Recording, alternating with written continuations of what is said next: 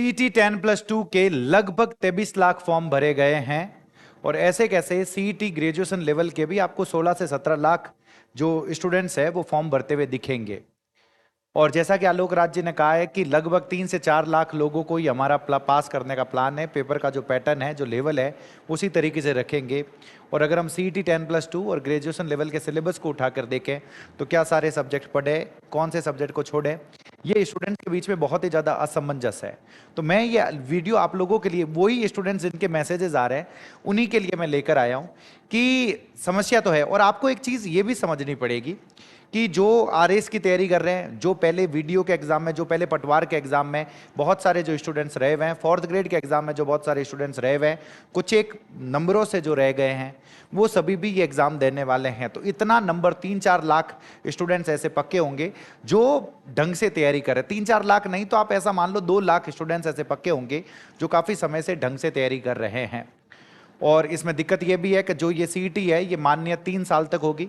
तो आने वाली जो भर्तियां हैं, ये भर्तियां अगर आपने इसको पास नहीं किया तो आगे वाली भर्तियों को भी, मतलब उसमें आप एलिजिबल ही नहीं हो पाओगे। तो उसके लिए क्या किसी सब्जेक्ट को छोड़ने का रिस्क लिया जा सकता है? नहीं लिया जा सकता है, क्योंकि आपको खुद से एक चीज पूछनी पड़ेगी कि अगर सिलेक्शन नहीं होता है तो जो भी, मान लो कोई भी टीचर ये कह रहा है कि सिर्फ ये सब्जेक्ट पढ़ लो, ये सब्जेक्ट पढ़ लो, ये सब्जेक्ट पढ़ लो, क्या आपको किसी के भरोसे रहना चाहिए या आपको खुद से एक चीज पूछनी चाहिए, मेरे हाथ में बेस्ट क्या है, मैं क्या कर सकता हूं? तो मेरी तरफ से चीज ये है कि जितने ज्यादा सब्जेक्ट्स को कवर कर सको उतने को कवर करने की आप लोगों को कोशिश करनी है सर। आपको टाइम, मतलब उसके सीईटी के बाद में भले ही आप 2-4 दिन आराम कर लेना, लेकिन इससे पहले मत करो। क्योंकि अगर इसमें नहीं होता है ना तो फिर कोई ऐसा नहीं है, मान लो आपको वीडियो में नहीं हुआ, सपोज वीडियो का एग्जाम नहीं हुआ तो वो एक भी भर्ती में नहीं हुआ, कोई दिक्कत नहीं है। इसमें अगर मान लो नहीं होता है ना, फिर आगे की बहुत सारी भर्ती आप दे नहीं पाओगे।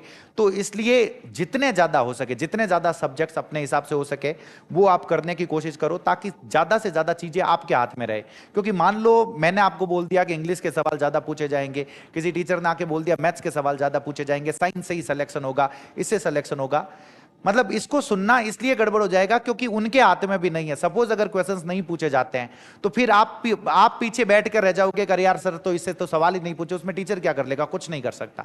जैसा एलडीसी वाले एग्जाम में हुआ था, सभी को ऐसा लगा था कि सर इसमें से मैथ्स और साइंस में से क्वेश्चन ज्यादा पूछे जाने चाहिए, लेकिन नहीं पूछे गए। क्या कर सकते हैं? क्या पेपर चेंज करवा दिया गया? नहीं चेंज करवाया ना। उस वक्त आप अपने हाथ में क्या रख सकते थे और अभी आप अपने हाथ में क्या रख सकते हैं? ज्यादा से ज्यादा जितने सब्जेक्ट्स हो उन सब्जेक्ट्स को प्रिपेयर करके जाए सर। अब ये आप लोगों को, अरे सर इतने सारे सब्जेक्ट्स हैं, हम क्या करें? मैं आपकी असमंजस समझता हूं, बिल्कुल मैं समझता हूं। अब ये सारे के सारे इन्होंने सब्जेक्ट्स दे रखे हैं भाई साहब, जिसमें ऊपर भारत और राजस्थान का इतिहास है, अगर मैं स्नातक लेवल की बात करूं, फिर राजस्थान का इतिहास यहाँ पे दे रखा है, कला संस्कृति है, विरासत है, यहाँ पे देखोगे अर्थव्यवस्था है, विज्ञान प्रौद्योगिकी है, गणित भी है, समसामयिक घटनाएं हैं, जानकारी, कंप्यूटर की जानकारी, हिंदी, अंग्रेजी, जितने ज्यादा सब्जेक्ट्स। और टीचर्स को इस तरीके से चूज करें कि कौन कम से कम टाइम में या कम से कम कंटेंट के अंदर आपको ज्यादा से ज्यादा चीजें पढ़ाने की कोशिश कर रहा है, क्योंकि ये चीज बहुत इंपॉर्टेंट रहने वाली है।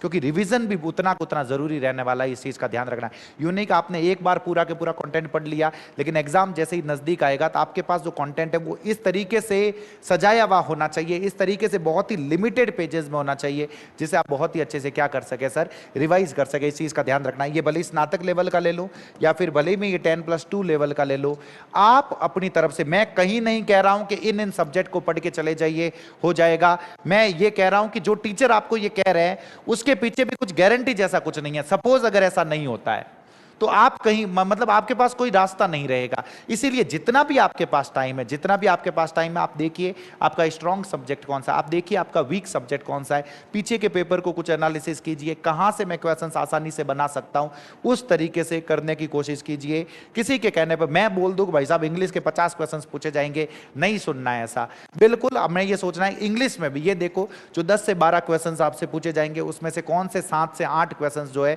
वो डुएबल है, जिनको किया जा सकता है, जिनको इतने टाइम देकर किया जा सकता है। आपको इस तरीके से प्लानिंग करनी पड़ेगी, वरना सर 3 महीने रहे मुश्किल से, 3 महीने भी पूरे नहीं रहे। जो एग्जाम अभी आ जाएगा सीईटी 10+2 वाला, उसके बाद ग्रेजुएशन लेवल वाला आ जाएगा, और सपोज अगर इसमें आप रह जाते हो तो बहुत गड़बड़ हो जाएगी। इसीलिए मैं आप लोगों के सामने, मतलब ये सलाह बोल दो, कुछ भी बोल दो, ये देने के लिए आया हूं सर। अब मैं अपनी तरफ से क्या कर सकता हूं? मैं अपनी तरफ से ये कर सकता हूं, जो ये अंग्रेजी के सेंटेंस है, अंग्रेजी के जो क्वेश्चंस आपसे पूछे जाएंगे, भले 10 क्वेश्चंस पूछे जाए, भले 12 क्वेश्चंस पूछे जाए, मैं आप लोगों के लिए YouTube पर क्लासे लेकर आया हूं भाई साहब, और कटे नहीं।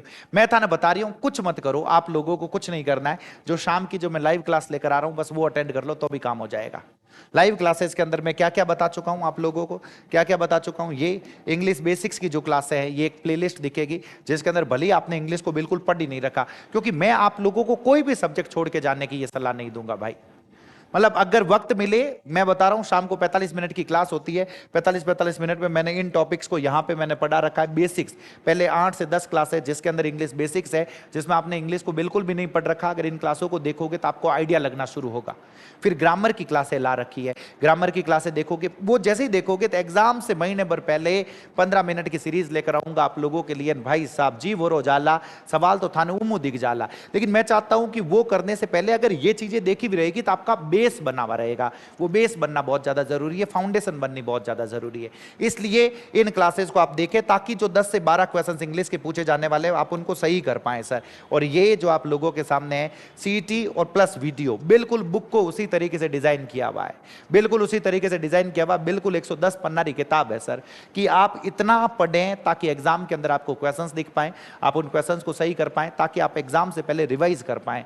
मैंने आपको कहा ना कि मेरे लिए सबसे आसान ये होता कि जो एलडीसी की इंग्लिश की बजरंग बाण किताब थी भाई साहब, ये वाली किताब जो लगभग 332 पेज की है, मेरा बस चलता तो इसी के ऊपर, मैं बस तो चलता ही मेरी खुद की बुक है, सपोज मैं इसी के ऊपर क्या करता, ये वाला कवर चिपका देता और मार्केट के अंदर लेकर आ जाता। लेकिन इसके अंदर दिक्कत ये होती सर, इतनी बड़ी किताब आप सीईटी के जो 10 से 12 क्वेश्चन है, इसके लिए इतनी बड़ी किताब में से पढ़ना वर्थ नहीं है सर। मैं सिंपल सी बात बता रहा हूं, उतना ही आपको पढ़ना है जिसको आप बहुत ही अच्छे से रिवाइज कर सको, बहुत ढंग से रिवाइज कर सको, और वो इससे होगा। तो ये बुक और शाम को जो मैं लाइव क्लासेस लेकर आ रहा हूं, वो लाइव क्लासेस आप देखते रहे और एप्लीकेशन के अंदर आप जाके टेस्ट लगाते रहे, ये it would be more than sufficient sir. तो मैं अपनी तरफ से पहले मैं आप लोगों को सभी सब्जेक्ट्स में ये सलाह दे रहा हूं, किसी के ऊपर भरोसा मत कीजिए कि इस सब्जेक्ट से सवाल पूछे जाएंगे, ये पूछे जाएंगे, क्योंकि नहीं पूछे गए अगर तो फिर आप कुछ नहीं बिगाड़ सकते उनका। वो अपने अनुभव से कह रहे हैं, मैं नहीं मना कर रहा कहीं पे भी, वो सब अपने अनुभव से कह रहे हैं। लेकिन आरएसएसबी को अगर आप पिछले 1-1.5 साल से एनालाइज करो सर, किसी का अनुभव काम ही नहीं आ रहा है। सभी बाद में आकर ये कह रहे हैं कि ऐसा क्यों हो गया। मैंने भी बाद में आके कहा ना भाई, इंग्लिश का पेपर इतना इजी कैसे दे दिया, ये क्या दे दिया, ये क्या दे दिया। आप लोगों को सुनकर ऐसा लगा कि हाँ ये आदमी जो है वो हमारी बात कर रहा है, लेकिन उस बात करने से हुआ क्या भाई? हुआ तो कुछ नहीं ना, पेपर तो वही रहा, पेपर कोई बदल थोड़ी गया। अब जिनके मार्क्स, मतलब जिन्होंने नहीं पढ़ रखा था, उनके भी मार्क्स उसके अंदर अच्छे आ गए भाई साहब। यहाँ पे ऊपर टाइपिंग की क्लासें चलती है, बहुत सारे दूर दूर से बच्चे आ रहे हैं, वो आके सिर्फ यही बोल रहे हैं कि सर खाली यूट्यूब रिथानी क्लास देखी, 73 सवाल सही है, 74 सवाल सही है। लेकिन अब बहुत सारे बच्चे जो 6-6 महीने, 7-7 महीने, 8-8 महीने भाई साहब क्या क्या पढ़े, ये पूरी किताब को घोट कर बैठे थे, लेकिन गड़बड़ हो गई ना उनके साथ भाई। तो यही चीज मैं कह रहा हूं, आप किसी का, मैं कह रहा हूं मेरा भी भरोसा मत कीजिए।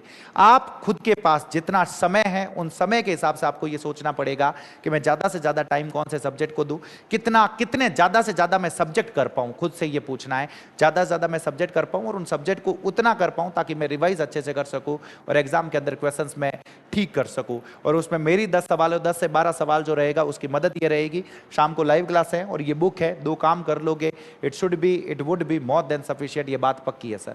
और भी अगर आप लोगों को कोई भी दिक्कत आती है, कोई भी परेशानी आती है, आप मुझे कमेंट बॉक्स में जरूर पूछे सर। बाकी बहुत बहुत धन्यवाद आप सभी का। जय बजरंग।